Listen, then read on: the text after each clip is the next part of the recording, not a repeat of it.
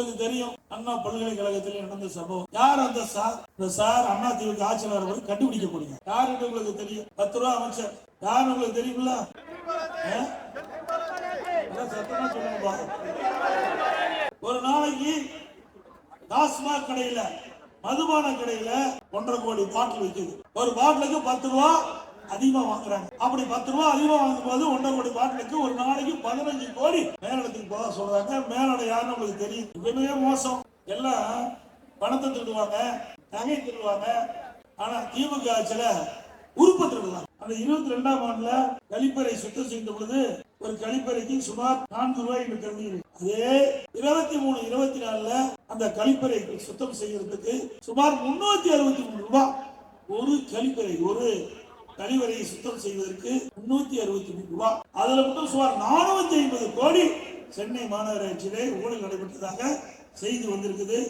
ஸ்டாலின் எப்பொழுது பார்த்தாலும் பேசுறார். நான் வெளிநாடு போனேன், தொழில் முதலீடு ஈர்ப்பதாக சொல்லிக் கொண்டிருக்கிறார். ஏற்கனவே 30,000 கோடி கையில் வைத்து தடுமாறி கொண்டிருப்பதாக வலைதளத்தில் வந்து செய்தி. ஆக இவர் தொழில் முதலீடு ஈர்க்க போனாரா, தொழில் முதலீடு செய்ய போனான்னு பிற்காலத்தில் நன்றா தெரியும். திராவிட முன்னேற்ற கழகம் இப்ப ஜெர்மன் போனார்ல, அண்மையில் போயிட்டு வந்திருக்காரு. அப்ப போகும்போது பேட்டி கொடுத்தார்.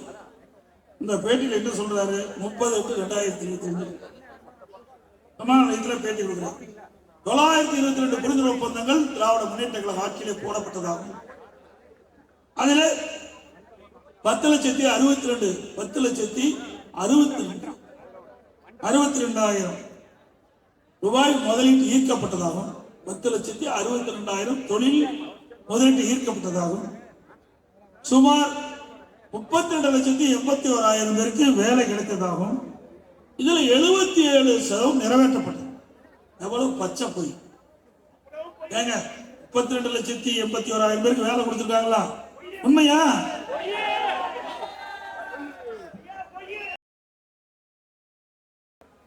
அனைத்து இந்திய அண்ணா திராவிட முன்னேற்ற கழக ஆட்சி காலத்தில் தான் கல்விக்கு முன்னுரிமை கொடுத்து இந்தியாவிலேயே தமிழகத்தில் உயர்கல்வி படிப்பதிலே முதல் மாநிலம் என்ற உயர்வை பெற்றது அண்ணா திமுக ஆட்சி காலத்தில். 2011 2021 வரை 10 ஆண்டு காலம் அண்ணா திமுக ஆட்சி. அந்த 10 ஆண்டு காலம் அண்ணா திமுக ஆட்சி ஒரு பொற்கால ஆட்சி என்று மக்கள் பாராட்டுகின்ற அளவுக்கு சிறப்பான ஆட்சி அனைத்து இந்திய அண்ணா திராவிட முன்னேற்ற கழக அரசு நாட்டு மக்களுக்கு வழங்கியது. அந்த 10 ஆண்டு காலத்திலேதான் இடையிலே புரட்சி தலைவர் அம்மா தமிழகத்துடைய முதலமைச்சர் இருந்த காலத்திலும் சரி, ஆடு மறைவுக்கு பிறகும் சரி, 67 கலை மற்றும் அறிவியல் கல்வியை கொண்டு வந்து ஏழை குடும்பத்திலே பிறந்த மாணவ மாணவி, தாழ்த்தப்பட்ட குடும்பத்திலே பிறந்த மாணவ மாணவி குறைந்த கட்டணத்திலே பட்டப்படிப்பு படிக்கக்கூடிய சூழ்நிலையை உருவாக்கி தந்த அரசாங்கம் அண்ணா திமுக அரசாங்கம். ஒரே ஆண்டில் 11 அரசு மருத்துவக் கல்லூரி மருத்துவமனை கொண்டாந்து தமிழகத்திலே மிகப்பெரிய வரலாற்று சாதனையை அண்ணா திமுக அரசு படைத்தது. அம்மா இருக்கின்ற பொழுது 6 அரசு மருத்துவக் கல்லூரி மருத்துவமனை முழுக்க முழுக்க மாநில அரசு நிதியில் இருந்து. ஆக 2011 2021 வரை அனைத்து இந்திய அண்ணா திராவிட முன்னேற்ற கழக ஆட்சி காலத்திலே 17 அரசு மருத்துவக் கல்லூரி மருத்துவமனை கொண்டாங்க. இன்றைக்கு திராவிட முன்னேற்ற கழக ஆட்சி பொறுப்பேற்று 4 ஆண்டு காலம் நிறைவேற்றி விட்டது. ஒரு அரசு மருத்துவக் கல்லூரி மருத்துவமனை கூட அவர்களால் கொண்டு வர முடியவில்லை. ஒரு திறமையற்ற அரசாங்கம், ஒரு பொம்மை முதலமைச்சர் தமிழகத்தை ஆண்டு கொண்டிருக்கின்றார். ஏற்கனவே மத்திய அரசில் இருந்து எங்களுக்கு நிதி கிடைக்கவில்லை, மத்திய அரசு மருத்துவக் கல்லூரி வழங்கப்படவில்லை என்று ஒரு கருத்தை சொல்லி தன்னுடைய கடமையிலிருந்து தட்டி கழிக்கின்றார். புரட்சி தலைவர் அம்மா இருக்கின்ற பொழுது மாநில அரசாங்க நிதியில் இருந்து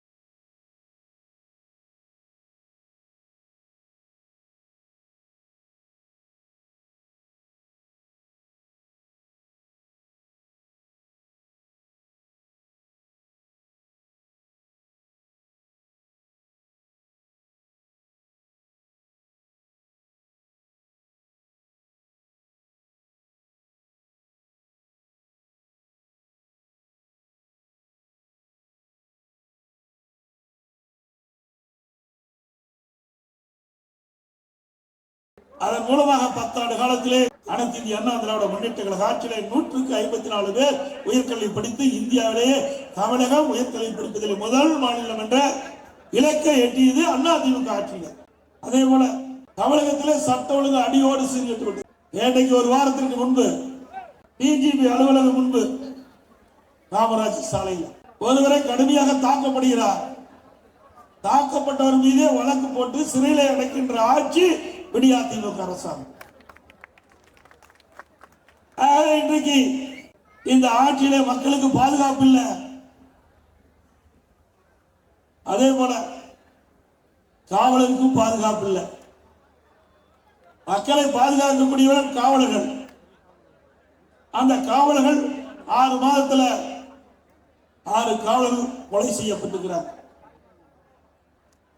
சென்னை நுளம்பூர் ரோந்து காவலரை தாக்கிய போதை கும்பல். அது மட்டுமல்ல, திமுக கட்சியினுடைய ஊராட்சி மன்ற தலைவர் ஒரு திருட்டு வழக்கிலே கைது செய்யப்பட்டிருக்கிறார். இந்த கட்சியுடைய யோக்கியம் எப்படி என்பதை நீங்கள் எண்ணி பார்க்க வேண்டும். ஒரு ஊராட்சி மன்ற தலைவரே திருட்டு வழக்கிலே கைது பண்ணியிருக்கிறார் என்று சொன்னால் இந்த கட்சியுடைய நிர்வாகிகள் எப்படிப்பட்டவர்கள், தேர்ந்தெடுக்கப்பட்ட உள்ளாட்சி பிரதிநிதிகள் எப்படிப்பட்டவர்கள் என்பதை நாம் எண்ணி பார்க்க வேண்டும். அவர் மீது ஏற்கனவே 10 வழக்குகள் இருப்பதாக பத்திரிகையில் செய்தி வந்தது. அதே போல இன்றைக்கு தமிழகத்திலே எது கிடைக்குதோ இல்லையா, போதைப் பொருள் எளிதாக கிடைக்குது. பல ரூபத்தில் வருது போதைப் பொருள். திராவிட முன்னேற்ற கழகம் ஆட்சி பொறுப்பேற்று ஒரே ஆண்டு காலத்தில் தமிழகத்திலே போதைப் பொருள் நடமாட்டம் அதிகரித்து விட்டது. இந்த அரசாங்கம் இரும்பு கரம் கொண்டு போதைப் பொருள் நடமாட்டத்தை தடுத்து நிறுத்த வேண்டும் என்று சட்டமன்றத்தில் நான் தெரிவித்தேன், ஊடகத்தின் வாயிலாக தெரிவித்தேன், பத்திரிகையின் வாயிலாக தெரிவித்தேன், அறிக்கையின் வாயிலாக வெளியிட்டேன். ஆனால் முதலமைச்சர் சரியான நடவடிக்கை எடுக்கவில்லை. என்னுடைய கோரிக்கையை அவர் ஏற்கவில்லை, கண்டுகொள்ளவில்லை. அதனால் இன்றைக்கு தமிழகத்திலே போதை நிறைந்த மாநிலமாக இன்றைக்கு காட்சியளித்துக் கொண்டது. கிராமத்திலிருந்து நகரம் வரை போதைப் பொருள் விற்காத இடமே கிடையாது. இன்றைக்கு திராவிட முன்னேற்ற கழகம் ஆட்சியிலே ஒரு டிஜிபி இருந்தார், உங்களுக்கு நன்றாக தெரியும். கஞ்சா அந்த போதைப் பொருளை தடுப்பேன் என்று சொல்லி 2.0, 3.0, 4.0 போட்டார். கடைசியில போட்டு ரிட்டையர் ஆனதுதான் மிச்சம். கடைசி வரைக்கும் எந்த முயற்சி எடுக்கல. ஏன்னா பெரும்பாலும் திமுக கட்சிக்காரர் தான் இந்த போதைப் பொருள் விற்பனை செய்வதற்கு துணை நிற்பதாக தகவல். 2022ஆம் ஆண்டு என்று நான் கருதுகின்றேன். காவல்துறை மானிய கோரிக்கை அந்த கொள்கை விளக்க குறிப்புல 20ஆம் பக்கத்துல 2வது பேரால குறிப்பிட்டிருக்காங்க. கல்லூரிக்கு அருகில் பள்ளிக்கு அருகில் 2348 பேர் கஞ்சா வைத்திருந்ததாக கண்டுபிடிக்கப்பட்டது. கைது செய்யப்பட்டது 148 பேர். நான் சட்டமன்றத்தில் முதலமைச்சரை கேள்வி கேட்டேன். நீங்கள் தயாரிக்கு முதலமைச்சர் தயாரித்து அந்த கொள்கை குறிப்பை வெளியிட்டிருக்கிறீங்க. ஆக கண்டுபிடிக்கப்பட்டது 2348 பேர் என்றால் கைது விட்டது 148. மற்றவர்கள் எங்கே போனார்கள், ஏன் கைது செய்யவில்லை என்று கேட்டால் பதில் இல்லை. ஏன்னா மற்றவர்கள் திமுக எப்படி கைது பண்ண முடியும், எப்படி நடவடிக்கை எடுக்க முடியும், எப்படி எங்கே போய் கஞ்சாவை தடுத்து நிறுத்த முடியும், இல்லது போதைப் பொருளை எப்படி தடுத்து நிறுத்த முடியும்? இதுதான் நிலைமை. அதோட திமுக பொதுக்குழு நடக்குது. அந்த பொதுக்குழுல இன்றைய முதலமைச்சர் திமுக தலைவர் திரு ஸ்டாலின் அவர்கள் உரையாற்றினார். அதுல பேசும்போது அந்த பொதுக்குழுல திரு ஸ்டாலின் பேசுறார், இரவிலே கண்மூடி காலையிலே கண் விழித்து பார்க்கின்ற பொழுது என்னுடைய கட்சிக்காரர்களால் ஏதாவது பிரச்சனை வந்துவிடும் என்ற அச்சத்தில் நான் கண் விழிக்கின்றேன் என்று அவரே அந்த கூட்டத்தில் பேசுறார். அப்படின்னா அந்த திமுக கட்சிக்காரருடைய நிலை என்னன்னு பாரு. இன்னைக்கு இப்படிப்பட்ட நிலைமை தான் தமிழகத்திலே ஏற்பட்டிருக்கு என்பதை நாம் எண்ணி பார்க்க வேண்டும். சட்ட ஒழுங்கை பராமரிக்க முடியல, காவல்துறை கைகள் கட்டப்பட்டிருக்கின்றன, சுதந்திரமாக செயல்பட முடியல. ஏன்னா ஒரு முதலமைச்சர் திமுக கட்சி தலைவர் அவர் பொதுக்குழுவிலே இப்படிப்பட்ட கருத்தை சொல்கின்ற பொழுது திமுக நிர்வாகிகள் எப்படிப்பட்டவர் என்பதை நாம் அறிந்து கொள்ள வேண்டும். அதே இன்றைக்கு தமிழகம் சட்ட ஒழுங்கிலே மிக மோசமான நிலைக்கு சென்று விட்டது. இன்னைக்கு சிறுமிக்கு பாதுகாப்பு கிடையாது, முதியோர்களுக்கு பாதுகாப்பு கிடையாது. இன்றைய அரசாங்கம் தள்ளாடி கொண்டிருக்கின்றது சட்டத்தை காப்பது. அது மட்டுமல்ல, உங்களுக்கு தெரியும் அண்ணா பல்கலைக்கழகத்தில் நடந்த சம்பவம். யார் அந்த சார்? இந்த சார் அதிமுக ஆட்சியாளர்கள் கண்டுபிடிக்கப்படுங்க. அதிமுக ஆட்சியாளர்கள் கண்டுபிடிக்கப்படுங்க. எந்த சார் எங்கே போய் பிரியாணி சாப்பிட்டார், அந்த சார் யார் என்று நாட்டு மக்களுக்கு தெரியும், இந்த மாநகர மக்களுக்கு தெரியும். ஆட்சி அதிகாரம் இருக்கின்ற காரணத்தினாலே அவர்கள் அதை சரியான முறையிலே விசாரணை மேற்கொள்ளவில்லை என்றுதான் மக்களுடைய எண்ணங்கள். அப்படித்தான் மக்கள் பேசிக் கொள்கிறார்கள். அதிமுக ஆட்சியில் அவர்கள் இதற்கெல்லாம் முழுமையான தீர்வு காணப்படும். இன்றைக்கு திராவிட முன்னேற்ற கழக ஆட்சியில ஊழல் நடக்காத துறையே இல்லை. எல்லா துறையிலும் ஊழல், லஞ்ச லாவண்யம் கொடிகட்டி பறக்குது. உங்களுக்கு தெரியும் டாஸ்மாக் ஊழல். இன்றைக்கு இடி டாஸ்மாக்ல முறைகேடு நடைபெற்றதாக கண்டுபிடித்து பத்திரிகையிலே செய்தி வெளிவந்தது. முதற்கட்டமாக 1000 கோடி முறைகேடு டாஸ்மாக்ல நடைபெற்றதாக செய்தி வெளிவந்தது. முழுமையாக விசாரிக்கப்பட்டால் சுமார் 40,000 கோடி இந்த டாஸ்மாக் நிறுவனத்தில் மட்டும் முறைகேடு நடந்திருக்கும் என்று அவர்கள் பத்திரிகையிலே செய்தி வெளியிட்டிருக்கிறார். அதோட ஒரு அமைச்சர் இருந்தார், யார் என்று உங்களுக்கு தெரியும், 10 ரூபா அமைச்சர். யார் உங்களுக்கு தெரியுமில்ல?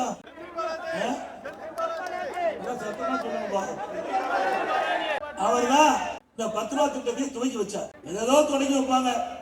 இந்த 10 ரூபா திட்டத்தை தொடங்கி வச்ச அமைச்சரோ இப்ப அமைச்சரை காணாம போயிட்டார். இன்றைக்கு தமிழகத்துல சுமார் 6000 மதுக்கடைகள் இருக்கின்றன. பெரும்பாலான மதுக்கடைக்கு இருக்கின்ற அந்த பார்லாம் அதிகமா திமுக நிர்வாகிகளை எடுத்துக்கிட்டாங்க. இன்னைக்கு ஒரு பகுதியில 3 பார் எடுத்திருந்தா அது 2 பாரை மூடிட்டு 1 பார் நடத்துறாங்க. 2 பாருக்கு அது மாதமா இருக்கிற சந்தா தொகை கட்டுறதில்லை. 1 பார்ல வித்து கொள்ளையடிச்சிட்டு இருக்கிறாங்க.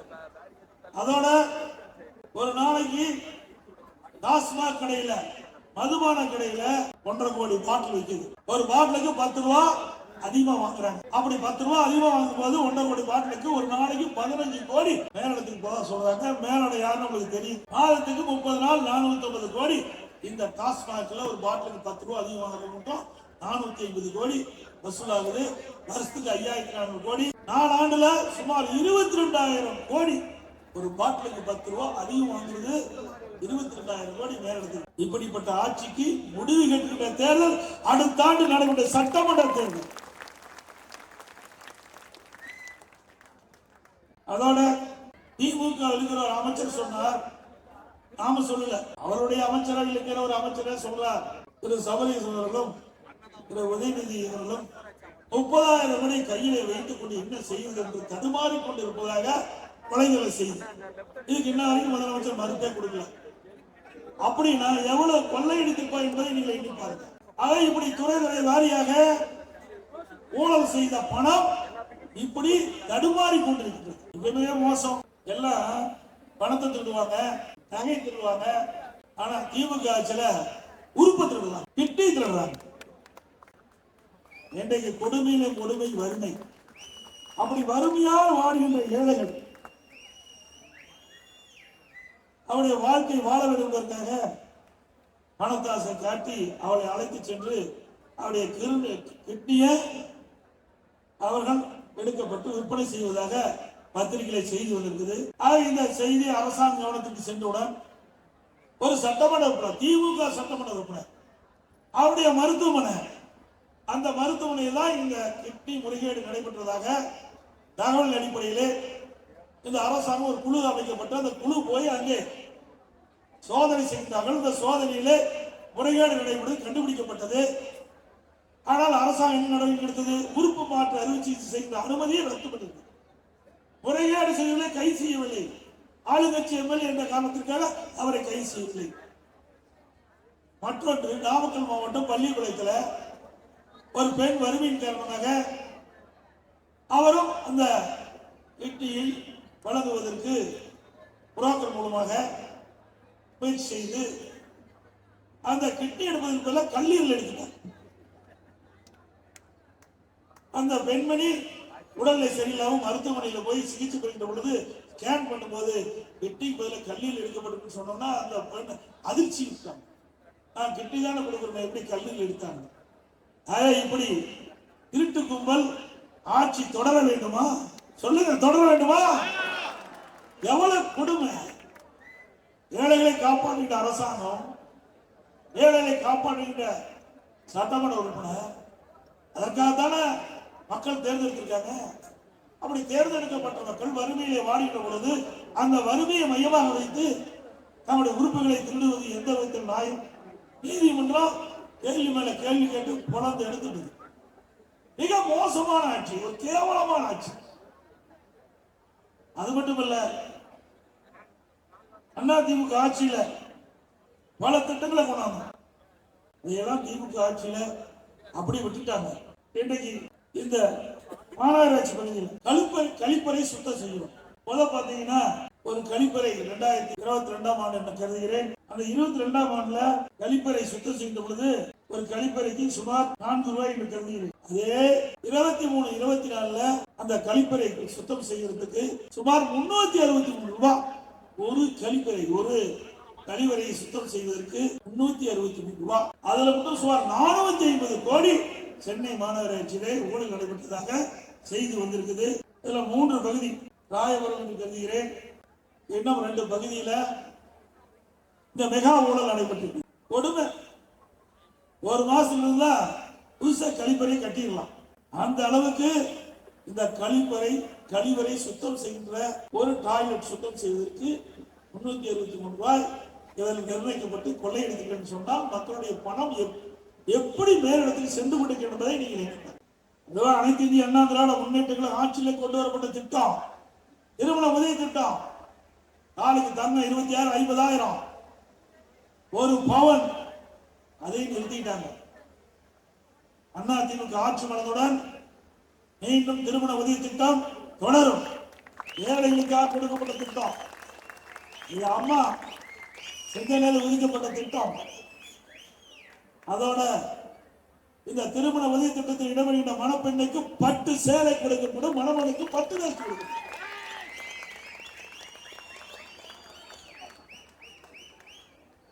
இதே போல நம்முடைய சகோதரிகள் உரிய நேரத்தில் பணிக்கு செல்ல வேண்டும். பணி முடியும் பொழுது வீடு திரும்பணும். அதுக்காக மாண்பு அம்மா இருக்கின்ற பொழுது அம்மா இருசக்கரம் வாங்கணும். மானிய விலையில கொடுக்கப்பட்ட தேர்தல் அறிக்கையை வெளியிட்டாங்க. துரதிருஷ்டவசமாக அம்மா மறைந்தாலும் அம்மாவுடைய அரசு அம்மா கொடுக்கப்பட்ட வாக்குறுதியை நிறைவேற்றின்றதுமா பாரத பிரதமரை நேரடியாக அழைத்து வந்து கலைவாரங்களே அம்மா இருசக்கர வாகன நிகழ்ச்சியை நடத்தி சுமார் 2,80,000 நம்முடைய சகோதரிகளுக்கு அம்மா இருசக்கர வாகனம் வாங்குறதுக்கு மானியம் கொடுத்தோம். ஒவ்வொரு இருசக்கர வாகனம் வாங்குறதுக்கு 20,000 மானியம். அதை மீண்டும் அண்ணா திமுக ஆட்சி வந்த பிறகு அனைத்து இந்திய அண்ணா திராவிட முன்னேற்றங்களை ஆட்சி வந்த பிறகு 3 லட்சம் 5 லட்சம் சகோதரிகளுக்கு மானிய விலையில அம்மா இருசக்கர வாகனம். அதே போல ஆட்டோ ஓட்டுநர்கள் அவர்களுக்கு கோரிக்கை வச்சாங்க. ஏண்டைக்கு பெட்ரோல் டீசல் விலை உயர்ந்து போச்சு, உதிரிப்பாங்கெல்லாம் விலை உயர்ந்து போச்சு, மற்ற பொருள்லாம் விலை உயர்ந்து போச்சு, எங்களால் சமாளிக்க முடியல, ஆகவே நாங்கள் புதிதாக ஆட்டோ வாங்கினா மானியம் வேண்டும் என்று கோரிக்கை வச்சாங்க. அந்த ஆட்டோ ஓட்டுநர் சங்கத்தில் ஓட்டுநராக பதிவு செய்திருந்தவர்கள் புதிதாக ஆட்டோ வாங்கினா 75,000 ரூபாய் மானியம் வழங்கப்படணும். புதிதாக ஆட்டோ வாங்க 70,000 மானியம்.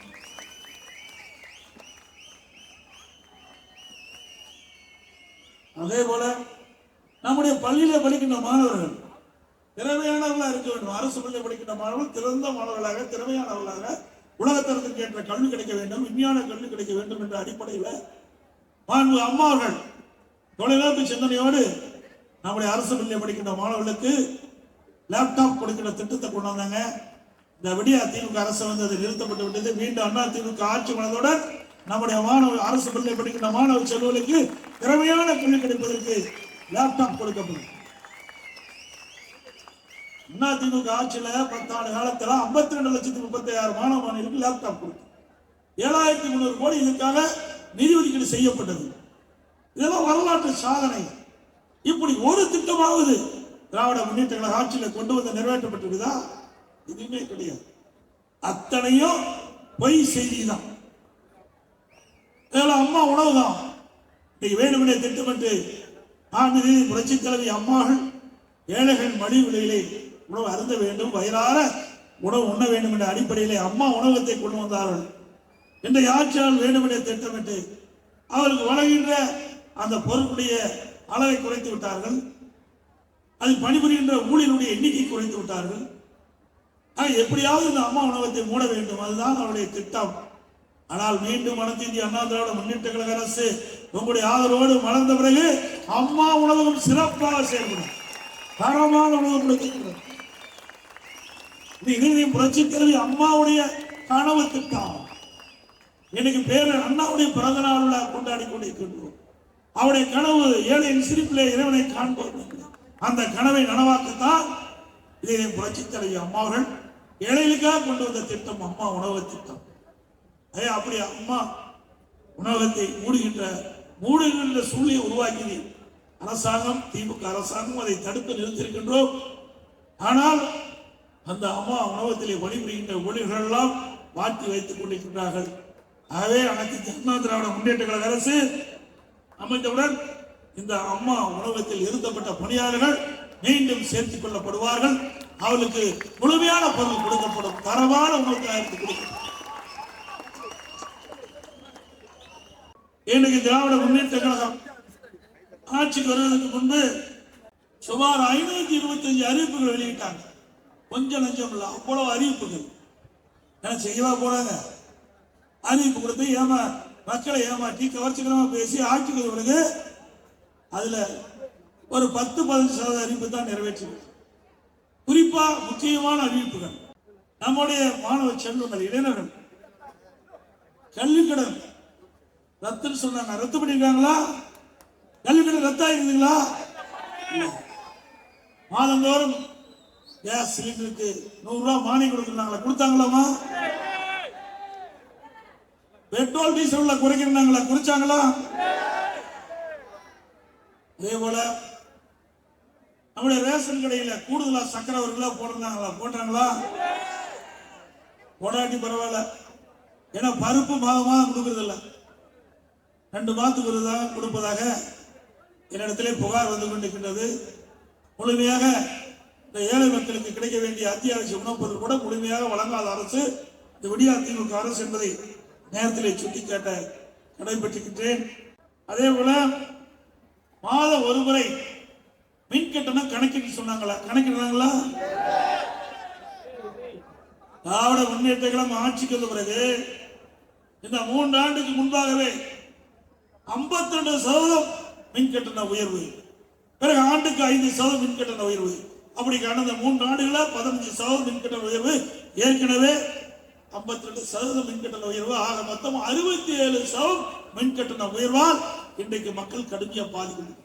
அது மட்டும் இல்ல, திராவிட முன்னேற்ற கழக தேர்தல் அறிக்கை அதுல குறிப்பிட்டிருக்கிறாங்க, அரசு ஊழியர்கள் பழைய ஓய்வு திட்டம் கொடுப்பதா.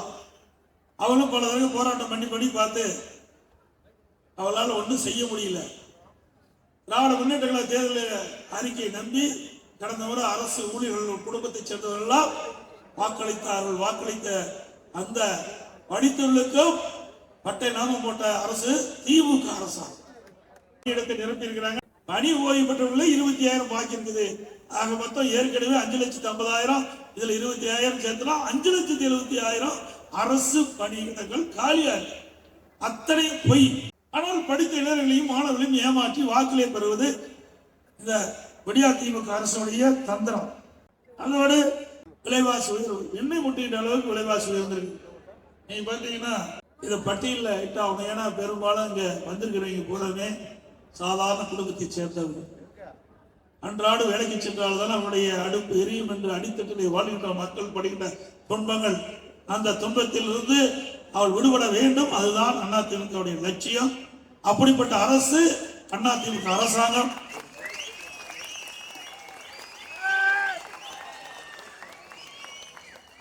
அதனாலதான் எப்பொழுதெல்லாம் உணவுப் பொருட்கள் விலை ஏறுகிறதோ அப்பொழுது தடுத்து நிறுத்தி அந்த ஏழை மக்களை காத்த அரசு அதிமுக அரசாங்கம். இன்றைக்கு அனைத்து இந்திய அண்ணா திராவிட முன்னேற்ற கழக ஆட்சியிலே பச்சரிசி, சாப்பாட்டு அரிசி 1 கிலோ 50 ரூபாய்க்கு விற்பனை. திமுக ஆட்சியில இப்போ 77 ரூபாய்க்கு விற்குது. 1 கிலோ 27 ரூபாய் அதிகம். பொன்னி புழுங்கல் அரிசி 1 கிலோ அதிமுக ஆட்சியில் 50 ரூபாய், திமுக ஆட்சியில இப்போ 72 ரூபாய், 1 கிலோ 22 ரூபாய் அதிகம். இட்லி புழுங்கல் அரிசி 1 கிலோ 30 ரூபாய் அதிமுக ஆட்சியில, திமுக ஆட்சியில இப்போ 48 ரூபாய், ஆக மொத்தம் 18 ரூபாய் அதிகம். கடலெண்ணெய் 1 கிலோ 130 ரூபாய் அதிமுக ஆட்சியில, திமுக ஆட்சியில 190 ரூபாய். 1 கிலோ கடலெண்ணெய் வாங்கினா 60 ரூபாய் அதிகமாக கொடுத்து வாங்க வேண்டிய சூழ்நிலை. நல்லெண்ணெய் 1 கிலோ 250 ரூபாய் அதிமுக ஆட்சியில, திமுக ஆட்சியில 400 ரூபாய், 1 கிலோ 150 ரூபாய் அதிகம். தூரப்பருப்பு 1 கிலோ 74 ரூபாய் அதிமுக ஆட்சியில, திமுக ஆட்சியில 130 ரூபாய், 56 ரூபாய் அதிகம். உளுத்தம்பருப்பு 1 கிலோ அதிமுக ஆட்சியில 79, திமுக ஆட்சியில 120, 1 கிலோ 41 ரூபாய். ஆக இந்த விலை உயர்வை பற்றி எல்லாம் கவலைப்படுறதே கிடையாது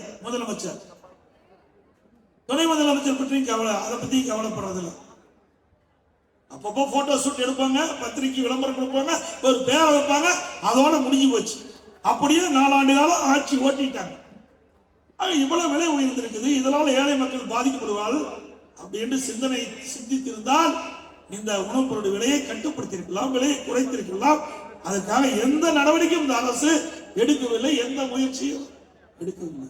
இதே அனைத்து இந்திய அண்ணா திராவிட முன்னேற்ற கழகம் ஆட்சி இருக்கின்ற பொழுது விலை கட்டுப்பாட்டு நிதி என்று ஒரு 100 கோடி ரூபாய் ஒதுக்கி வச்சிருந்தோம்.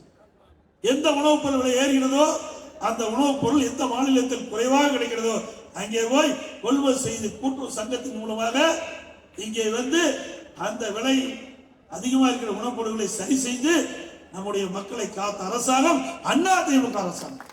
ஏழைகளுக்கு தேவையான உதவி.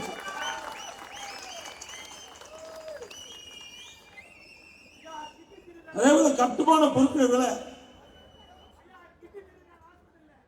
முதல்ல சொல்லிட்டு தம்பி, அது உஷாரா இருக்க. இது வரைக்கும் திமுக காரன் நடத்துற மருத்துவமனைக்கு போய் ஏதாவது அறுவை சிகிச்சை பண்ணியிருந்தா உடனே ஸ்கேன் பண்ணி பார்த்துங்க, உடல்ல இருக்கிற உறுப்புலாம் உள்ள இருக்கிற உறுப்புலாம் சரியா இருக்குதா பார்த்துங்க. இல்லைன்னா நம்ம உடல்ல சரியில்லாத போது போய் பார்க்கும்போது அதுக்கு தகுந்த ட்ரீட்மெண்ட் பண்ண முடியாது. அதனால யாராவது நம்ம இயக்கத்தை சேர்ந்தவர்கள் ஒரு நண்பர்கள் உங்களுக்கு வேண்டிப்பட்டீங்க உற்றார் நண்பர்கள் யாராவது திமுக கட்சிக்காரர் நடத்த மருத்துவமனைக்கு சென்று அறுவை சிகிச்சை செய்யப்பட்டிருந்தா ஒரு ஸ்கேன் பண்ணி பார்த்துங்க. அதே போல கட்டுமான பொருட்கள் விலை, இந்த கட்டுமான தொழிலில் சுமார் பல லட்சம் பேர் ஈடுபட்டிருக்கிறாங்க. ஆனால் இந்த கட்டுமான பொருட்கள் விண்ணை முட்டுகின்ற அளவுக்கு விலை உயர்ந்து விட்டது. திராவிட முன்னேற்ற கழக தேர்தல் அறிக்கையில குறிப்பிட்டிருந்தாங்க, கட்டுமான பொருட்கள் விலை ஏறுகின்ற பொழுது அத்தியாவசிய பட்டியலில் சேர்க்கப்பட்டு விலை குறைப்பதற்குண்டான நடவடிக்கை எடுக்கப்படும் என்று திரு ஸ்டாலின் அவர்கள் வெளியிட்ட அறிக்கையிலே குறிப்பிட்டிருக்கின்றனர். இதெல்லாம் கட்டுமான பொருட்களுடைய விலை ஒரு யூனிட் எம்சாண்ட் அதிமுக ஆட்சியில் 3000 ரூபாய், திமுக ஆட்சியில் 5500 ரூபாய், ஒரு யூனிட் 2500 ரூபாய் அதிகம். ஒரு யூனிட் ஜல்லி அதிமுக ஆட்சியில் 2000, திமுக ஆட்சியில் 4500, 2500 ரூபாய் ஒரு யூனிட்டுக்கு அதிகம் திமுக ஆட்சியில் ஜல்லி. ஒரு டன் கம்பி அதிமுக ஆட்சியில் 40,000, திமுக ஆட்சியில் 70,000. அப்படி பார்க்கின்ற பொழுது ஒரு டன்னுக்கு 30,000 அதிகம். ஒரு செங்கல் அதிமுக ஆட்சியில் 6 ரூபாய் 8 ரூபாய் வரைக்கும், திமுக ஆட்சியில் ஒரு செங்கல் 10 ரூபாயிலிருந்து 12 ரூபாய்க்கு விற்கிது. சிமெண்ட் ஒரு மூட்டை வெளிமார்க்கெட்டில் அதிமுக ஆட்சியில் 240 ரூபாய், திமுக ஆட்சியில் இன்றைய தினம் 350 ரூபாய். ஒரு மூட்டை சிமெண்ட் 110 ரூபாய். மரம் 200% விலை உயர்ந்துவிட்டது. ஆக நடுத்தர மக்கள் ஏழை மக்கள் வீடு கட்டுகின்ற எண்ணமே இல்லாம ஒரு சூழ்நிலை ஏற்பட்டு போச்சு. அப்படி கட்டுமான பொருட்களுடைய விலை இவ்வளவு உயர்ந்திருக்குது. இதை கட்டுப்படுத்துறதுக்கு இந்த அரசு நடவடிக்கை எடுக்கலைன்னா எல்லாத்திலையுமே லஞ்சம் வருது, எல்லாத்திலுமே கமிஷன் வருது. அதனால இந்த அரசாங்கம் கண்டுகொள்ளவில்லை. அதனால இன்றைக்கு கட்டுமான தொழிலும் பாதிக்கப்பட்டிருக்குது, வீடு கட்டுதலும் பாதிக்கப்பட்டிருக்கு என்பதை நேரத்தில் குறிப்பிட விரும்புகிறேன். அது மட்டும் இல்ல, இன்றைக்கு இந்த மாநகராட்சி பகுதி இதுல வீடு கட்டுறது அனுமதி வாங்கணும், கடை கட்டுறது அனுமதி வாங்கணும்.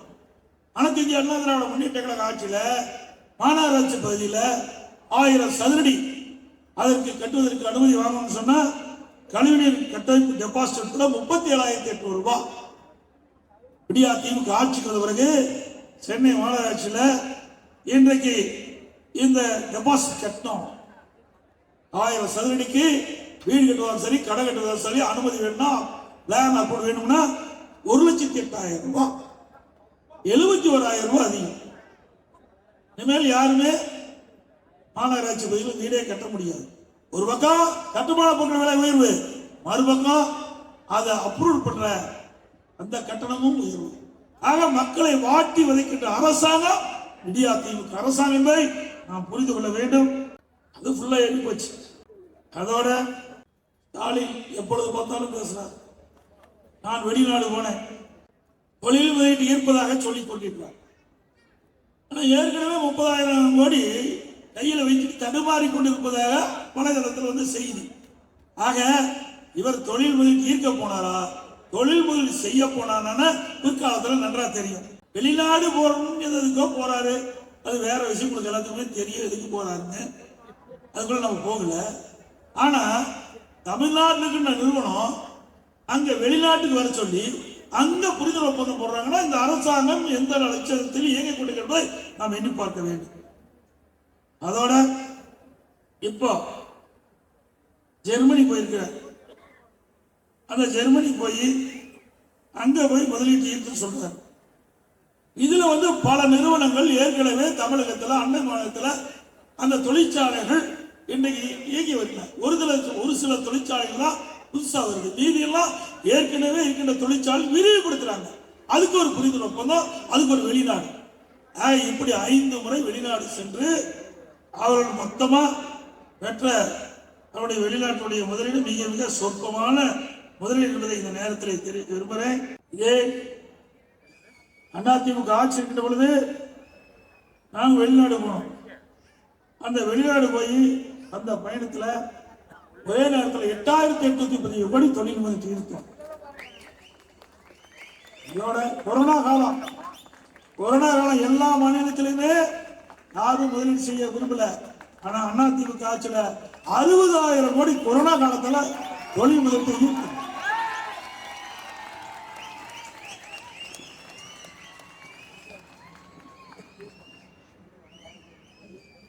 திராவிட முன்னேற்றங்களை இப்ப ஜெர்மன் போனார்ல, அண்மையில் போயிட்டு வந்திருக்காரு. அப்ப போகும்போது பேட்டி கொடுத்தார். இந்த பேட்டியில் என்ன சொல்றாரு? 30/8/2025 இதுல பேட்டி கொடுக்கிறார். 922 புரிந்துணர்வு ஒப்பந்தங்கள் திராவிட முன்னேற்ற கழக ஆட்சியிலே போடப்பட்டதாகும். அதில் 10,62,10,62,000 ரூபாய் முதலீட்டு ஈர்க்கப்பட்டதாகும். 10,62,000 தொழில் முதலீட்டு ஈர்க்கப்பட்டதாகும். சுமார் 32,81,000 பேருக்கு வேலை கிடைத்ததாகும். இதுல 77% நிறைவேற்றப்பட்டது. எவ்வளவு பச்சை பொய் ஏங்க! 32,81,000 பேருக்கு வேலை கொடுத்திருக்காங்களா? உண்மையா? இது ஸ்டாலின் கொடுக்கப்பட்ட அறிவிப்பு. ஒரு புரிந்துணர்வு ஒப்பந்தம் போடு என்று சொன்னால் போட்ட உடனே தொழிற்சாலை வந்துடாது. இந்த புரிந்துணர்வு போட்ட உடனே தொழிற்சாலை வந்துடாது. முதற்கட்டமா நிலம் எடுக்க வேணும், முதற்கட்ட பணி. அப்புறம் நிலம் கையப்படுத்த வேணும், பிறகு அந்த நிதி ஆதாரம் வேணும், அப்புறம் அதுக்கு தேவையான அனுமதி வேணும். மத்திய அரசு அனுமதி, மாநில அரசு அனுமதி, இதெல்லாம் பெற்று வருவதற்கு 2-3 ஆண்டு ஆயிரும். அப்புறம் அந்த தொழிற்சாலை கட்டுமான பணி, அது 2 வருஷம் 1 வருஷம் ஆயிரும். பிறகு ஒரு தொழிற்சாலை வருவது என்று சொன்னால் சுமார் 4-5 ஆண்டு தான் அந்த தொழிற்சாலை பயன்பாட்டுக்கு வரும். ஆனா முதலமைச்சர் உடனே 77% அவள் கொண்டு வரப்பட்ட புரிந்துணர்வு ஒப்பந்தங்கள் நிறைவேற்றப்பட்டதாக ஒரு பச்சை பொய்யை சொல்லி வெளிநாடு. ஆக திரு ஸ்டாலின் அவர்களே, நீ ஒரு 30 வருஷத்துக்கு மிந்தி சொல்லியிருந்தா நம்புவாங்க. எப்பெல்லாம் பேச பேச லைவ்ல போயிட்டு இருக்குது, என்ன பேசுறேன்னு அந்த வீட்டில இருந்தே கேட்கக்கூடிய அளவுக்கு விஞ்ஞான வளர்ச்சி.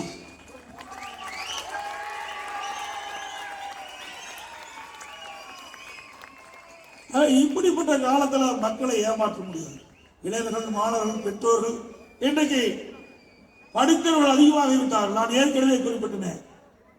இன்னைக்கு தமிழகத்தில் 2030 ஆண்டு மத்திய அரசு திட்டத்தின்படி 2030 ஆண்டு அடைய வேண்டிய இலக்கு உயர்கல்வியில 2019-20 அடைஞ்சிட்டோம். அந்த அளவுக்கு நம்முடைய கல்வி பெற்ற மாநிலம் தமிழ்நாடு. ஆக நீங்க எதை வேணாலும் பேசிட்டு போயிட முடியாது. நீங்க ஒரு முதலமைச்சர் இருக்கிறீங்க. ஆக திட்டமிட்டு ஏற்கனவே 2021 பல்வேறு பொய்களை சொல்லி மக்களிடத்தில் ஆசை வார்த்தை கட்டி கவர்ச்சிகரமாக பேசி ஆட்சிக்கு வந்த பிறகு மீண்டும் பொய்கள் பேசுவது முறையல்ல. இன்றைக்கு 77% நிறைவேற்றப்பட்டதாக ஒரு தவறான செய்தி, பொய்யான செய்தியை முதலமைச்சர் வெளியிட்டிருக்கார். பேர் வைப்பதில் தமிழ்நாடு முதலமைச்சர், தமிழ்நாடு முதலமைச்சர். அதாவது ஒரே திட்டத்துக்கு பல பேர் வச்சிருக்கு. அதாவது மக்கள்கிட்ட மனு வாங்கணும். என்ன மக்களுக்கு ஒண்ணுமே தெரியாத மாதிரி முதலமைச்சர் எண்ணிட்டு இருக்க. அவருக்கு தெரியாது, அது வேற விஷயம். ஏன்னா தெரிஞ்ச முடிஞ்ச அறிவிக்க மாட்டார.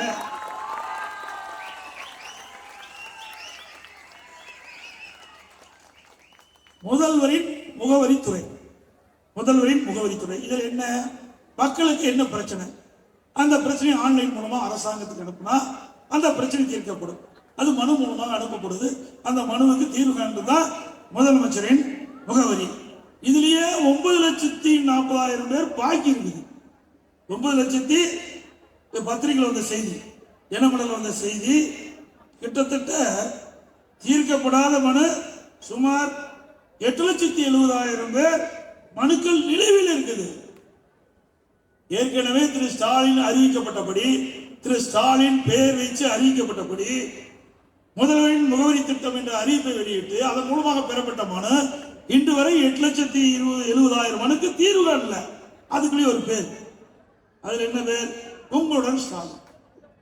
இது வரைக்கும் வீட்டில் தான் இருந்தார். இப்பதான் நம்மோட வந்திருக்காரு. மொல்லக்கல்ல 4 வருஷம் ஆச்சு. கத்தி தவிர இப்பதான் 4 வருஷம் கழிச்சு நம்ம வந்து பார்க்கணும். இப்பதான் மக்களை வந்து பார்த்திருக்காரு.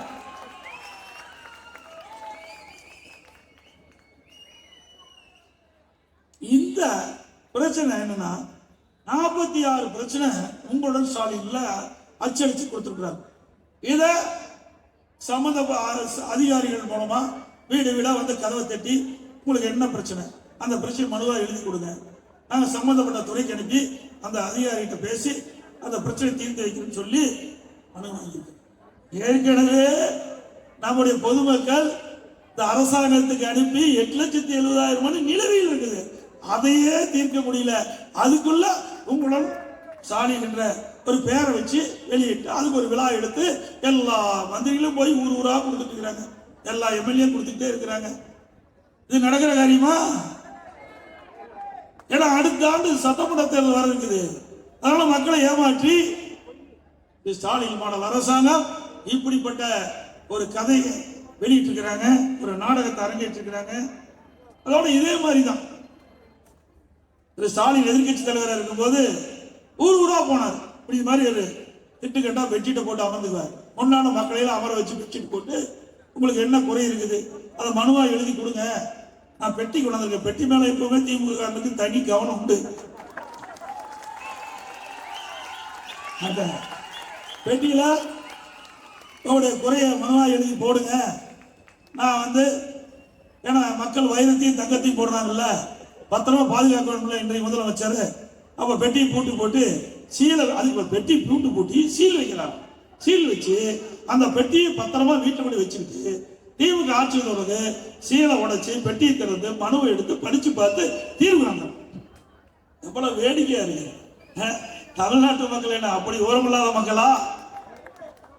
ஆக எப்படி மக்களை ஏமாற்றுறாங்க எண்ணி பாருங்க.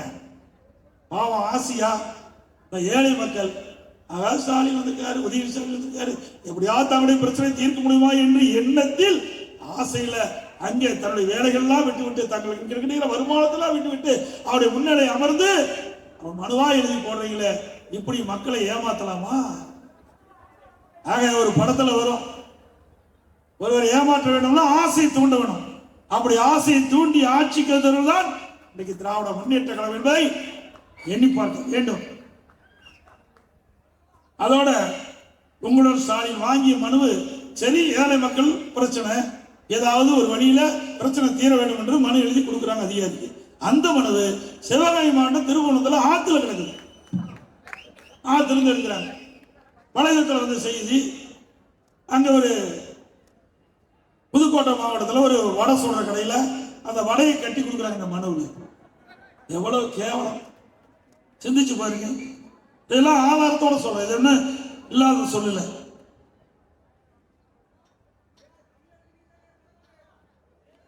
இதுல மட்டும் இந்த மனு வாங்குதல என்னென்ன பேர் வச்சிருக்காங்க மக்கள் தெரிஞ்சுக்கணும். ஏன்னா நாம பேர் அறிவிக்கிறோம், மறந்துட்டு போயிடும். ஒரே இந்த மனு வாங்குறதுக்கு மட்டும் ஸ்டாலின் அவர்கள் வச்ச பேரு: முதல்வரின் முகவரி, உங்கள் தொகுதியில் முதல்வர், மக்களுடன் முதல்வர், நீங்கள் நலமா, மக்களுடன் முதல்வர் நகரம் மற்றும் ஊரகம், மக்களுடன் முதல்வர் பட்டியலித்தவர் மற்றும் மலைவாழ் பகுதியினர். இப்பதான் உங்களுடன் ஸ்டாலின் இருக்கு. ஆக இன்றைக்கு எதற்கோ நோபல் பரிசு கொடுக்குறாங்க. பேர் வைப்பதற்கு நோபல் பரிசு கொடுக்குறோம்னா நம்ம தமிழ்நாடு முதலமைச்சர் பொருத்தமா இருப்பார்.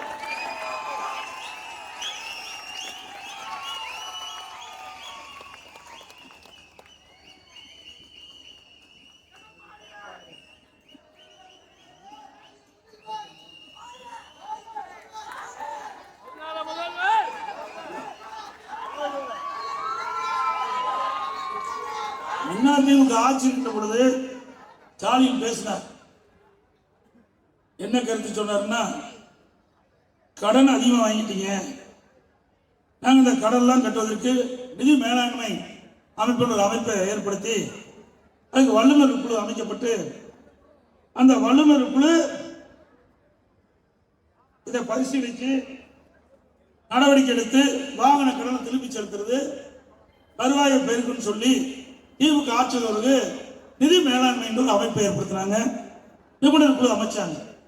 அமைச்ச பிறகு கடந்த 4 ஆண்டுல திராவிட முன்னேற்ற கழக அரசு 4,38,000 கோடி கடன் வாங்கி 4,38,000 கோடி கடன் வாங்கி 73 ஆண்டு காலம் தமிழகத்திலே பல கட்சிகள் ஆட்சி செய்யவில்லை. முதல்ல காங்கிரஸ் ஆட்சி, அப்புறம் திமுக ஆட்சி, அப்புறம் அண்ணா திமுக, அப்புறம் திமுக, அண்ணா திமுக, இப்படி பல அரசியல் கட்சிகள் தமிழகத்தில் ஆட்சி புரிஞ்சிருக்கின்றன. அந்த 73 ஆண்டு கால ஆட்சி காலத்தில் வாங்கிய கடன் 2021 வரை 5,18,000 கோடி. 4 ஆண்டுல திராவிட முன்னேற்ற ஆட்சி பிறகு 4,38,000 கோடி. அதுவும் கொரோனா காலம் 2020-21 கொரோனா காலம் கடுமையான சோதனையான நேரம். அரசாங்கத்துக்கு வருகின்ற வரி வருவாய் இல்ல, ஜிஎஸ்டி வருவாய் இல்ல, கலால் வரி இல்ல, ரோட் டாக்ஸ் இல்ல, பத்திரப்பதிவு இல்ல, இப்படி பெட்ரோல் டீசல் வரி இல்ல, இப்படி அரசாங்கத்துக்கு வருகின்ற வருவாயில் எதுவுமே இல்லை. ஒரு ஆண்டு காலம் மூடப்பட்டிருந்தது. உங்களுக்கு அத்தனை பேருக்கு தெரியும். வீட்டில இருந்தே வெளியே வர முடியாத ஒரு சோதனையான நேரம். அது மட்டும் இல்ல, இந்த கொரோனா வைரஸ் பரவலை தடுப்பதற்கு அப்பொழுது அனைத்து இந்திய அண்ணா திராவிட முன்னேற்ற அரசு 40,000 கோடி நாங்கள் செலவழிச்சோம். இவ்வளவு இருந்தும் 5,10,000 கோடி தான். ஆனா இன்றைக்கு எந்த ஒரு பிரச்சனையும் இல்லாம இந்த விடியா திமுக அரசு 4 ஆண்டு காலத்துல 4,38,000 கோடி கடன் வாங்கி இருக்கிறாங்க. 25-26 நடப்பாண்டு இன்னும் 1 லட்சம் கோடி கடன் வாங்க போறாங்க. அப்ப 5,38,000 கோடி கடன் வாங்கி தமிழக மக்களை கடன்காரனாக்கிட்டாங்க. அது மட்டும் இல்ல, இதெல்லாம் சிந்திக்க வேண்டும். ஏதோ கூட்டத்துக்கு வந்த போன்னு நினைக்காதீங்க. இது வரவு செலவு என்பது முக்கியம். ஒரு நாட்டில் ஒவ்வொரு குடிமகனும் தெரிந்து கொள்ள வேண்டும். நம்முடைய வாழ்க்கை நாம் எப்படி இருக்கிறோம் என்பதை நம்ம முதல் புரிஞ்சுக்கணும். இந்த அரசாங்கம் எப்படி மக்களை வாட்டி வதைக்கிறது, வரி போட்டு என்பதை உணர வேண்டும். இன்றைக்கு 2020-21 வருகின்ற வருவாயை விட 2024-25 1,38,000 கோடி அதிகமா வருவாய் வருது திராவிட முன்னேற்ற கழக அரசுக்கு. ஒரு பக்கம் வருவாய் அதிகம், ஒரு பக்கம் கடன் வாங்குறீங்க, திட்டம் எதுவுமே இல்லை. இந்த அரசாங்கம் ஒரு திறமையற்ற அரசாங்கம் மட்டும் இல்ல, ஊழல் நிறைந்த அரசாங்கத்திற்கு இதுவே சான்று. எதுவுமே செய்யலையே. எவ்வளவு திட்டத்தை சொன்னோம், எத்தனை கல்லூரி திறந்தோம், எத்தனை பாலங்கள் கட்டி கொடுத்தோம். நிறைய பாலங்கள், 1-2 இல்ல, அவ்வளவு பாலம். சென்னை மாநகரத்தில் மெட்ரோ ரயில் திட்டம் கட்டம் 2 நீங்க எண்ணி பாத்தீங்கன்னா 63,000 கோடி ஒரே திட்டத்துக்கு. மத்திய அரசு அனுமதி வாங்கி இந்தியாவிலேயே ஒரு திட்டத்திற்கு 63,000 கோடி அடிக்கல் நாட்டி அரசாங்கம் அண்ணாதிமுக. இதுவரை இந்திய வரலாறுல எந்த மாநிலத்திலும் ஒரு திட்டத்திற்கு 63,000 கோடி நிதி ஒதுக்கிறது கிடையாது. அப்படி ஒரு திறமையான அரசாங்கம் அதிமுக அரசாங்கம். மெட்ரோ ரயில் திட்டம் கட்டம் 2 118.90 கிலோமீட்டர் தூரத்திற்கு அந்த ரயில் பாதை அமைக்க கிட்டத்தட்ட 21/11/2022 மாண்பு உள்துறை அமைச்சர்களை அழைத்து வந்து அடிக்கல் நாட்டு. இது அதிமுக சாதனை, ஒரு சாதனை. இப்படி உங்களுடைய ஆட்சியில பார்க்க முடியுமா? ஒரே ஒரு சாதனை பார்க்கலாம், ஊழல். ஊழல் செய்வதிலே சாதனை புரிந்த ஒரே அரசாங்கம் திமுக அரசாங்கம். 2016 அதிமுக ஆட்சியில் இந்த மெட்ரோ ரயில் திட்டம் எப்படி செயல்பட்டது என்பதை இந்த நேரத்தில் சுட்டிக்காட்ட நடைபெற்றிருக்கின்றேன். என்றால் இன்றைக்கு முதலமைச்சர் வேண்டும் என்ற திட்டமிட்டு அதிமுக ஆட்சியில் எந்த திட்டத்தையும் நிறைவேறவில்லை என்ற தவறான தகவலை சொல்லிக் கொண்டிருக்கின்ற காரணத்திலே அனைத்து இந்திய அண்ணா திராவிட முன்னேற்ற கழக 10 ஆண்டு கால ஆட்சியிலே செய்த சாதனைகள் பல. அதுல 21/9/2016 அன்று சென்னை விமான நிலையம் லிட்டில் மவுண்ட் வரை முதல் மெட்ரோ போக்குவரத்தினை மாண்புமிகு புரட்சித் தலைவி அம்மா அவர்கள் அதை துவக்கி வைத்தார்கள். 14/5/2017 நான் முதலமைச்சர் இருந்த காலம் திருமங்கலம் முதல் நேரு பூங்கா வரை மெட்ரோ ரயில் போக்குவரத்து 25/5/2018 நேரு முகாம் முதல் சென்னை சென்ட்ரல் வரை மற்றும் சைதாப்பேட்டை முதல் ஏஜி டிஎம்எஸ் வரை, 2019 ஏஜி டிஎம்எஸ் முதல் அன்னாரப்பேட்டை வரை மெட்ரோ துவக்கி வைத்தது அனைத்து இந்திய அண்ணா திராவிட முன்னேற்ற கழக ஆட்சியில் தான் மெட்ரோ ரயில் திட்டம் இன்னைக்கு மக்களுடைய பயன்பாட்டுக்கு கொண்டாந்துருக்கிறோம். இத்துடன் மெட்ரோ ரயில் திட்டம் 1 18,380 கோடியில இன்றைக்கு 45.1 கிலோமீட்டர் நீளத்திற்கு பணிகள் முடிவு பெற்று இந்த திட்டத்தை நிறைவு செய்து மக்களுடைய பயன்பாட்டுக்கு கொண்டு வந்த அரசாங்கம் அதிமுக அரசாங்கம். 14/2/2020 திருவற்றூர் லிம்கோ வரை மெட்ரோ ரயில் கட்டம் 1 நீடிப்பு வழித்தடத்தினை என தலைமையில மாண்புமிகு பாரதமர் அவர்களுடைய தொடக்கி வச்சாங்க. 3,770 கோடியில 9.05 கிலோமீட்டர் நீடிப்பு பணிகள் மெட்ரோ ரயில் கட்டம் 2 மக்களுடைய பயன்பாட்டுக்கு கொண்டு வந்தோம். இதெல்லாம் அதிமுக ஆட்சியில் செய்த சாதனை. அதே போல பல பாலங்கள் இந்த பகுதியில் நிறைய கட்டி கொடுத்தோம். பல பாலங்கள் அதிமுக ஆட்சியில் தான் கட்டி கொடுத்தோம். இன்றைக்கு சென்னை மாநகராட்சி வளர்ந்து வருகின்ற மாநகராட்சி. இந்த வளர்ந்து வருகின்ற மாநகராட்சியில் மக்கள் போக்குவரத்து நெரிசல் அதிகமாக இருக்கிற காரணத்தில் கடுமையாக பாதிக்கப்படுறாங்க. ஆகவே போக்குவரத்து நெரிசல் இல்லாமல் இருப்பதற்கு அனைத்து இந்திய அண்ணா திராவிட முன்னேற்ற கழக ஆட்சியில் அதிகமான பாலங்கள் அதிமுக ஆட்சியில் தான் கட்டி கொடுக்கப்பட்டது என்பதை நேரத்தில் தெரிவிக்கிறேன். பல பாலங்கள் கட்டி கொடுத்துருக்கிறோம். ஸ்டிக்கர் ஒட்டி திறக்கிறதுக்கு கூட பயராசிட்டாங்க. நாம பெற்ற பிள்ளைக்கு அவர் பெயர் வச்சுட்டு ஊரூரா போய் பேர் வைக்கிறது. அவர் கொண்டாந்த கட்டடம் அவருடைய தந்தை பெயர்ல அங்கங்க நூலகம் கட்டினார். அது ஒண்ணுதான் அவருடைய ஆட்சியில் பார்க்க முடியும். அப்புறம் கார் பந்தயம் நடத்தல. நாட்டுக்கு அதுதானே முக்கியம். மக்கள் வறுமையில கஷ்டப்பட்டு பல பிரச்சனைகளை துடிச்சிட்டு இருக்கிறாங்க. துடிக்கின்ற மக்களுக்கு தேவையான திட்டங்களை கொண்டு வந்து அவளை காப்பாற்றுகின்ற அரசாங்கம் கார் பந்தயம் நடத்தணும். பல 100 கோடி ரூபாயில யாருடைய மத்திய பையில கார் பந்தயம் நடத்துகின்ற அரசு நமக்கு தேவையா? பேனா வைக்கிறாங்க. பேனா வைக்க நாங்க வேண்டாங்களே. எழுதாத பேனா எங்க வச்சா என்ன? நடுக்கட்டில் கூட வச்சா தான் பேனா வச்ச மாதிரி இருக்குமா? சரி, நினைவு மன்றம் கட்டுறீங்க. உங்க தலைவர் கட்ட வேண்டியது, அதுல எந்த மாற்று கருத்து கிடையாது. ஒரு முன்னாள் முதலமைச்சர் கட்சியுடைய தலைவர் அவர் இருந்த காலத்தில் பல திட்டங்களை கொண்டாந்தார். சொல்லல, அதுக்காக அவருக்கு நினைவு மன்றம் கட்டிங்க, ரைட்டு. அவருக்கு முன்னாடியே நினைவு மன்றத்துக்கு முன்னாடியே ஒரு 2 கோடியில் பேனா வச்சுருப்பாங்களே. சரி, அப்படித்தான் பேனா இருக்கணும். எழுதின பேனாவை அரசு பள்ளி படிக்கிற மாணவர் கொடுங்க. அவர் மாணவர் பாராட்டுவாங்க. இது அதிமுக கட்சிக்காரருக்கு தான் இந்த எண்ணம் வரும். திமுக கட்சிக்காரருக்கு இந்த எண்ணம் வரவே வராது. பாருங்க, பள்ளியில படிக்கின்ற மாணவர்களுக்கு காலனி, சீருடை, விலையில்லா புத்தகம், கொண்டு போறதுக்கு பை, பள்ளிக்கு போறதுக்கு சைக்கிள், திறமையான கல்வி கிடைக்க மடிக்கடி எல்லாம் கொடுத்து அதிமுக ஆட்சி. இன்னைக்கு இந்தியாவிலேயே கல்வி கற்பனை எண்ணிக்கை உயர்ந்திருக்குன்னு சொன்னா அந்த மாணவனுடைய எண்ணங்களை நிறைவேற்றணும். கிராமத்திலிருந்து நகரம் வரை ஏழை குடும்பத்தில் பிறந்த மாணவன் கூட இன்றைக்கு கல்வி அறிவு பெறுகின்ற சூழ்நிலையை உருவாக்கியது அதிமுக அரசாங்கம். இந்த அரசாங்கம் மாதிரி இருக்கு. எதுக்கோ செலவு பண்றீங்க, வீண் செலவு பண்றீங்க. ஆனா உண்மையிலே மக்களுடைய பயன்பாட்டுக்கு செலவழித்தா நன்றாக இருக்கிறதை மட்டும் இந்த நேரத்தில் கேட்கிறேன்.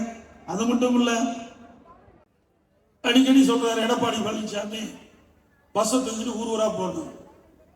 ஸ்டாலின் அவர்களே, நீங்க நல்லா விளம்பரம் பண்ணி கொடுத்துட்டீங்க, நன்றி. எல்லா பத்திரிகையும் போட்டா ஊடக தெளிவு வந்தான் சுந்தரா டிராவல்ஸ் தூக்கிட்டு போறாருன்னு. இது நல்ல விளம்பரம் ஆச்சு. மக்கள் இந்த பஸ் எப்படி இருக்குன்னு வந்து பல பேர் பார்க்க ஆரம்பிச்சுட்டாங்க. அதுக்கு நன்றி தெரிவிச்சுக்கிறேன். கிட்டத்தட்ட 153 சட்டமன்ற தொகுதி எழுச்சி பயணத்தில் நேரடியாக போய் மக்களை சந்திச்சு சுமார் 65 லட்சம் பேர் நேரடியாக நான் சந்தித்து விட்டு எப்பொழுது வேற அண்ணாவுடைய பிறந்தநாள் விழா பொதுக்கூட்டத்திலே உங்களை சந்தித்து பேசுகின்ற பாக்கியத்தை கிடைச்சுகிறார். அந்த எழுச்சி பயணத்தின் போது மக்களுடைய உணர்வுகளை பார்க்க முடிஞ்சது. இந்த ஆட்சி எப்பொழுது முடிவு கட்டப்படும், மக்களோட ஆட்சிக்கு முடிவு கட்டின தேர்தல் 2026 தேர்தல் என்று அவருடைய ஆரவார மகிழ்ச்சி மூலமாக வெளிப்படுத்தினார். இன்னைக்கு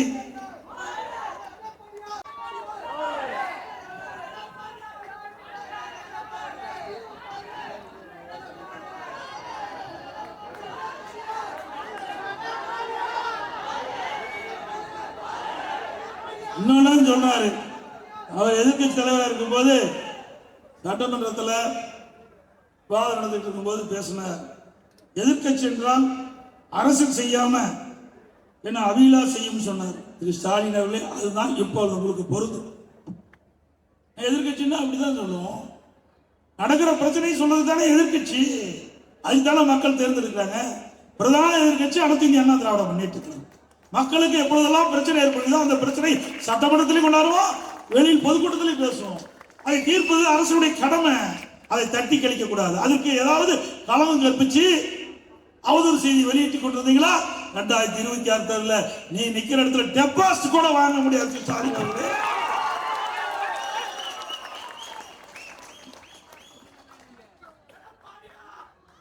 இன்னொன்னு பேசுறாரு. இப்பதான் அரசியலுக்கு வந்திருக்காரு பாவம். அவரு நாணயம் மறந்து விட்டது. யார் உங்களுக்கு தெரியும்? உதயநிதி ஸ்டாலின் ஏதோ பேசிட்டு இருக்கார். இன்றைக்கு பேசுறாரு ஒரு கூட்டத்தில், ஒரு திருமண நிகழ்ச்சியில் பேசுறாரு. நான் கேள்விப்பட்டேன். திராவிட மாடல் அரசின் சாதனைகள் எடப்பாடியின் கண்களை உறுத்தி கொண்டிருக்குதான். கண்ணெல்லாம் நல்லா தான் இருக்குது, நல்லா உறுத்தல.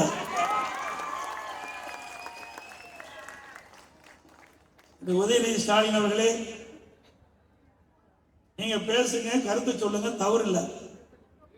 ஆனா வேண்டுமென்றே திட்டமிட்டு தவறான கருத்தை சொல்லிக்கிட்ட பொழுதுதான் அதுக்கு பதில் சொல்லக்கூடிய சூழ்நிலைக்கு நாங்கள் தள்ளப்படும்.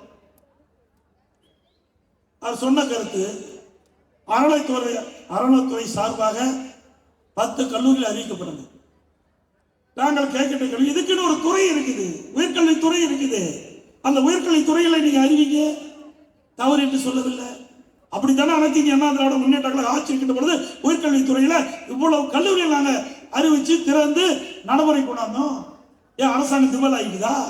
பணம் இல்லையா அரசாங்கத்துல? அப்படித்தானே நினைக்க தோன்றுது. இன்னைக்கு அறநிலைத்துறையில் இருக்கிற அந்த நிதியை எடுத்து நீங்க கல்லூரி கேட்டீங்களா, அந்த கல்லூரி விரிவாக்கம் செய்யணும், அது கூடுதல் பாடத்திட்டம் கொண்டாடணும், அது தொடர் செலவு. அப்போ அந்த மாணவர்கள் நிதி இல்லாம இருந்தா அந்த மாணவர்கள் பாதிக்கப்பட்டு, இது நீங்க உயர்கல்வித்துறையில் இருக்கின்ற பொழுது நிதி தாராளமாக அந்த கல்லூரிக்கு கிடைக்கும். அதை வச்சுதான் நான் குறிப்பிட்டேன். இன்னொன்னு சொல்றாரு, இப்பதான் போய் நம்ம பார்த்து அங்க இருக்கிற அறநிலைத்துறை சார்பாக திருமணம் நடத்தி வச்சிட்டு இருக்காரு. இதெல்லாம் ஏற்கனவே அனைத்து இந்திய அண்ணா திராவிட முன்னேற்ற கழகம் ஆட்சி இருந்த போது இதை புரட்சி தலைவர் அம்மா இருக்கின்ற பல்லாயிரக்கணக்கான பேர்களுக்கு ஏழைகளுக்கு திருமணம் நடத்தி வைத்த அரசாங்கம் அதிமுக அரசாங்கம். எங்களை பார்த்து ஸ்டிக்கர் ஒட்டி தான் நீங்க ஒவ்வொன்றா நீங்க செயல்படுத்திட்டு இருக்கிறீங்க. உங்களை பார்த்து நாங்க காப்பி அடிக்கல, எங்களை பார்த்து தான் நீங்க அந்த ஒவ்வொரு திட்டத்தையும் கொண்டாந்து இருக்கிறீங்களே ஒழிய அதிமுக பொறுத்த வரைக்கும் அதற்கென்று திட்டங்கள் வகுக்கப்படும், அது முறையாக செயல்படுத்தப்படும் என்பதை இந்த நேரத்தில் தெரிவித்து, இன்னும் பத்திரிகை ஆளுங்கட்சியா இருக்கும் போது எடப்பாடி பழனிசாமி தான் பேசினா, எதிர்கட்சியா இருக்கும் போது தினந்தோறும் நம்மளை பத்தி பேசணும். பரவாயில்ல, பத்திரிகை நம்மளாலதான் நிக்குது, இல்லைன்னா நிக்காத வந்துக்குது. இதுல நேற்றைய தினம் தினமலர் பத்திரிகையில் வருது, பல மாவட்டங்களில் 16ஆம் தேதி முதல் கனமழை பெய்யும், வங்கக்கடலில் காற்றழுத்த தாழ்வு. இதன் காரணமாக தமிழகத்தில் பல மாவட்டங்களில் புதுச்சேரி காரைக்கால் பகுதி இடிமுடனுடன் பெய்யும். இதுல தமிழகத்தில் வேலூர், திருப்பத்தூர், கிருஷ்ணகிரி, தருமபுரி, சேலம், திருவண்ணாமலை. நான் தருமபுரியில எழுச்சி சுற்றுப்பயணத்தை வச்சிருந்தேன், 17-18 வச்சிருந்தோம். இந்த பத்திரிகை பார்த்துட்டு வானிலை ஆராய்ச்சி மையம் கேட்டோம். வானிலை கேட்கும்போது அவர்கள் மழை வருது உறுதினாங்க. அதனால நாங்க அந்த தேதியில அந்த எழுச்சி பயணத்தை மேற்கொள்ளாம பிறகு ஒரு தேதி இந்த மாதம் 28-29ஆம் தேதி தருமபுரி மாவட்டத்தில் எழுச்சி பயணம் தொடரும் என்று அறிவிச்சோம். உடனே இன்னைக்கு பத்திரிகையில எடப்பாடி பழனிசாமி மத்திய உள்துறை அமைச்சர் சந்திக்கிறார், பேச்சுவார்த்தை நடத்துகிறார், உள்கட்சி பிரச்சனைக்கு. பத்திரிகையாளர்களே, அனைத்து இந்திய அண்ணா திராவிட முன்னேற்ற கழக கட்சியை யாராலும் பண்ண முடியாது. எங்களுக்கு ஆட்சி அதிகாரம் இருப்பதை விட தன்மானம் தான் எங்களுக்கு முக்கியம். ஒரு முள் இம்மையளவுகள் நான் விட்டு விட மாட்டாங்க. சில பேரை கைக்குலியாக வைத்துக் கொண்டு ஆட்டம் போட்டு இருக்கிறீங்க. அந்த கைக்குலியில் யார் என்று அடையாளம் காட்டப்பட்டு விட்டோம். அதுக்கு விரைவில் முடிவு கட்டப்படும். சில பேர் அனைத்து இந்திய அண்ணா திராவிட முன்னேற்ற கழக ஆட்சி கவிழ்ப்பதற்கு எதிர்த்து ஓட்டு போட்டாங்க. மன்னிச்சு அவர்களை அரவணைத்து துணை முதலமைச்சர் கொடுத்தோம், உயர்ந்த பதவியை கொடுத்தோம். மீண்டும் அவர் திருந்த பாடில்லை. புனிதமாக அண்ணா திமுக கோயிலாக இருக்கின்ற அந்த தலைமை கழகத்தை அடித்து நுரைக்கி மற்றவர்களை கட்சியில சேர்த்து வேணுமா? அது தொண்டனுடைய சொத்து. தலைமை கழகம் தொண்டனுடைய சொத்து. நீங்க போய் அடிச்சு நொறுக்குனா அவரெல்லாம் கட்சியில சேர்த்துக்கணும். இன்னொருவர் நம்முடைய அனைத்து இந்திய அண்ணா திராவிட முன்னேற்ற கழக ஆட்சி கவிழ்ப்பதற்கு 18 பேரை கடத்திட்டு போனீங்க எம்எல்ஏ. அவர்களை கட்சியில சேர்த்து இதெல்லாம் யார் ஏற்றுக்கொள்வது? நான் தொண்டனாக இருந்து உயர்ந்திருக்கிறேன். எனக்கு உறுதியான எண்ணம் உண்டு, உறுதியான மனநிலை உண்டு. எதற்கும் அஞ்சாத மக்கள். யாரையும் என்னை மிரட்டியும் பார்க்க முடியாது. இப்பொழுது சொல்லுகின்றேன், இதுவரை கடந்த காலத்திலும் சரி, அனைத்து இந்திய அண்ணா திராவிட முன்னேற்ற கழக ஆட்சி செய்கின்ற பொழுதும் சரி, இப்பொழுதும் சரி, மத்தியிலே இருக்கின்றவர்கள் யாரும் நமக்கு எந்த அச்சுறுத்தலும் கொடுக்கல. நமக்கு நன்மைதான் செய்தார்கள். புரட்சி தலைவி அம்மா மறைவுக்கு பிறகு சில பேர் இந்த கட்சியை கபலீகரம் பண்ண பார்த்தார்கள், ஆட்சி கவிழ்க்க பார்த்தார்கள். அதை காப்பாற்றி கொடுத்தவர்களும் யார் என்று உங்களுக்கு தெரியும். மத்தியில் இருக்கிறவர்கள் நமக்கு காப்பாற்ற.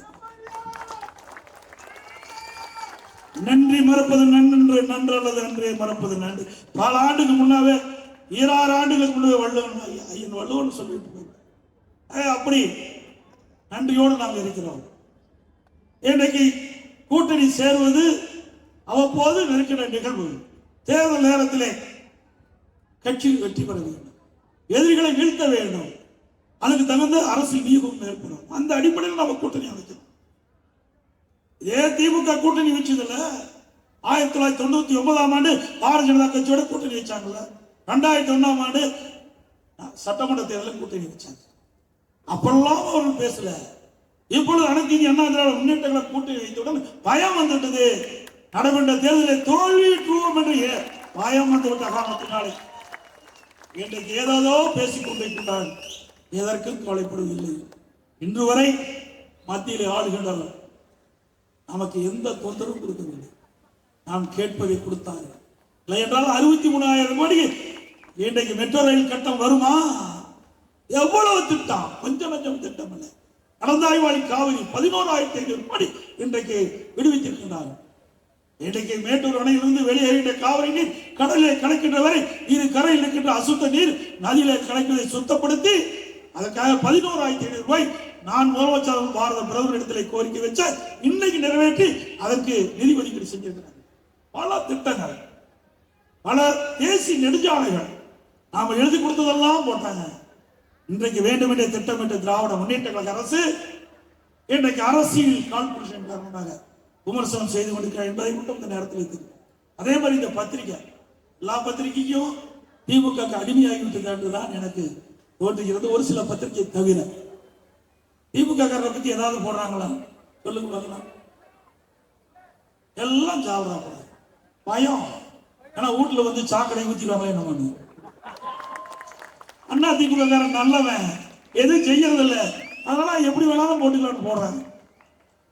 ஏன் தினமல பத்திரிக்கை ஒரு காலத்துல மிக பிரமாண்டமா இருந்தது. ஆனா இன்றைய தினம் தலைகளாக மாறிவிட்டு வேண்டுமென்ற திட்டமிட்டு ஆளுகின்ற கட்சி இருக்கிற பொழுதும் நம்மளை வசப்பாடினார்கள். எதிர்கட்சியா இருக்கின்ற பொழுதும் நம்ம பற்றி விமர்சனம் செய்கிறார். எதிர்கட்சியில் விமர்சனம் செய்யறதுக்கு என்ன இருக்குது? எடப்பாடி பழனிசாமி இவரை அனுசரிக்கல. அவரை யார் உழைக்கிறாங்களோ அவரை தான் அனுசரிப்போம். வெட்டி பேச்சு பேசிட்டு இடம் இல்ல, உழைக்கிறவர்களுக்கு தான் இடம். அன்பு அம்மாவில் தெளிவாக சொல்லிவிட்டு சென்றுக்கிறார். அற்புதமா சட்டமன்றத்தில் பேசுறாங்க. எனக்கு முன்னால் 100 ஆண்டு காலம் அண்ணா திமுக தொடரும். சில பேர் அண்ணா திமுக அடமான வைக்க பார்க்கிறார்கள். அதிலிருந்து அண்ணா திமுகவை காப்பாற்ற அத்தனை பேரும் நாம் துணிந்து நிற்க வேண்டும். நிற்பீங்களா?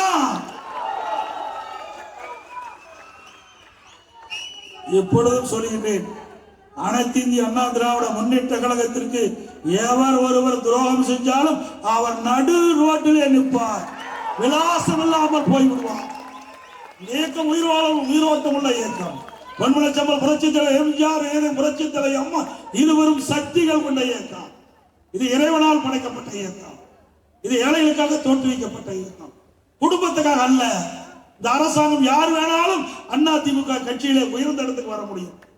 நான் ஒரு கிளைச்செயலாளர் இருந்தேன். இன்றைக்கு உங்களுடைய ஆதரவோடு பொதுச் செயலாளர் திமுக வர முடியுமா? யாராவது பேச முடியுமா? திமுக திரு கருணாநிதி குடும்பத்தை தவிர்த்து யாராவது பேச முடியுமா? ஆட்சி அதிகாரம் அதிமுக சாதாரண ஏழைகள் கூட எம்எல்ஏ ஆகலாம், எம்பி ஆகலாம், அமைச்சர், முதலமைச்சர் ஆகலாம். அதிமுக ஜனநாயகம் உள்ள கட்சி. அதே உயிரோட்டம் உள்ள அனைத்து இந்திய அண்ணா திராவிட முன்னேற்ற கழகத்துக்கு துரோகம் செய்கின்றவர்கள் யாராக இருந்தாலும் ஆண்டவன் மன்னிக்க மாட்டான் என்பதை மட்டும் நேரத்தில் குறிப்பிட்டு, இன்னொரு பத்திரிகை தினகரன் பத்திரிகை, அது பீட்டர் மாமான்னு ஒரு பக்கம் இருக்குது. பீட்டர் மாமா அதுல அதிமுக பத்தி போலீங்கன்னா வைத்து வழி வந்துடும். அதிமுக பத்தி ஒரு செய்தி போடும். இங்க இருக்கிற வட்ட செயலாளர் இப்படி, அந்த மாவட்ட செயலாளர் இப்படி, தினந்தோறும் எடுத்து புரட்டி பாருங்க. அது அதிமுக கட்சிய செய்தி வராத நாளே இல்லை. பரவாயில்ல, ஏதோ ஒரு வழியில எங்களுக்கு விளம்பரப்படுத்துற, நன்றி. ஏதாவது வழியில எங்களை விளம்பரப்படுத்திட்டு இருக்கிற. ஆக இப்படி பத்திரிகையுடைய தர்மம் இன்றைக்கு இல்லை என்பதுதான் யதார்த்த உண்மை. நீயாவது பத்திரிகையாளர்கள் நடையோடு செயல்படுங்க. அப்புறம் ஊடகம், நாம பேசுறது 4 நிமிஷம் தான் காட்டுவாங்க, ஆனா ஒரு நாள் பூரா காட்டுவாங்க ஒண்ணுமே இல்லாத செய்தி. அது என்னன்னு உங்களுக்கு தெரியும். இன்றைக்கு 9 மணிக்கு புறப்பட்டா நைட்டு 10 மணி வரைக்கும் காட்டுவாங்க. ஊடக நண்பர்களே, நல்லதை செய்யறதை காட்டுங்க. நாட்டுக்கு நன்மை செய்யக்கூடிய திட்டங்கள், நாட்டுக்கு நன்மை செய்யக்கூடிய செய்திகள் மக்களை போய் சேரட்டும். யாரையும் குறை சொல்லி பேசவில்லை. ஆனால் இந்த ஊடக செய்தியாளர்கள், பத்திரிகையாளர் நடுநிலையோடு நடந்து கொள்ள வேண்டும். எங்களுக்கு ஆதரவாக செயல்பட நான் கேட்கல, ஆனால் உண்மை செய்தியை தாங்கள் வெளியிட வேண்டும் என்று அன்போடு கேட்டு, இன்னைக்கு மிக சிறப்பா எழுச்சியா பேர் அண்ணாவுடைய பிறந்தநாள் நிகழ்ச்சி ஏற்பாடு செய்த மாவட்ட நிர்வாகத்திற்கும் அவருக்கு துணை நின்ற அத்தனை பேருக்கும் நேரத்தில் நன்றி தெரிவித்து, 2026ஆம் ஆண்டு நடைபெற்ற சட்டமன்ற பொதுத் தேர்தலில் நம்முடைய கூட்டணி கட்சியினுடைய சார்பாக நிறுத்தப்படுகின்ற வேட்பாளருக்கு 2 லட்சத்தில் வாக்களித்து வெற்றி கிடைச்சு. மக்களை காப்போம், தமிழகத்தை மீட்போம்.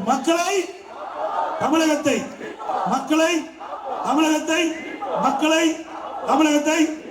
நன்றி, வணக்கம்.